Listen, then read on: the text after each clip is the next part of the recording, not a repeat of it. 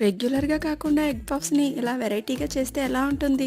దీనికోసం కప్పున్నర దాకా మైదా తీసుకొని, తగినంత ఉప్పు, వాము, 1 టేబుల్ స్పూన్ దాకా డాల్డా వేసి, కొద్ది కొద్దిగా నీళ్లు పోసుకుంటూ చపాతీ పిండిలా కలిపి పక్కన పెట్టుకోండి. ఇప్పుడు స్టఫింగ్ కోసం పొయ్యి మీద పాన్ పెట్టుకొని, కొద్దిగా ఆవాలు, జీలకర్ర, 1 కప్పు దాకా ఉల్లిపాయ ముక్కలు కూడా వేసి, కాస్త వేగిన తర్వాత మనం ఉడికించి పక్కన పెట్టుకున్న పొటాటోలను కూడా మ్యాష్ చేసుకొని ఇందులో వేసి వేయించుకోండి. ఇప్పుడు ఇందులోకి పావు టీ స్పూన్ పసుపు, అర టీ స్పూన్ జీలకర్ర పొడి, అర teaspoon garam masala, 1 teaspoon కారం, తగినంత ఉప్పు వేసి బాగా వేయించుకొని పక్కన పెట్టుకోండి. ఇప్పుడు మనం కలిపి పెట్టుకున్న పిండిని ఇలా చపాతీలాగా ఒత్తుకొని మధ్యలో స్టఫ్ పెట్టుకొని పైన ఒక ఐస్ క్రీమ్ స్టిక్ పెట్టి దానిపైన ఎగ్ పెట్టి వాటర్ సహాయంతో చుట్టూ ఇలాగా జాగ్రత్తగా క్లోజ్ చేసేయండి.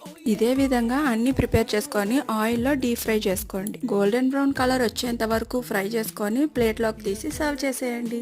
ఎగ్ పఫ్ కి ఏమాత్రం తీసిపోని రెసిపీ. మీరు కూడా ట్రై చేసి ఎలా వచ్చిందో కామెంట్ చేసేయండి. Thank you.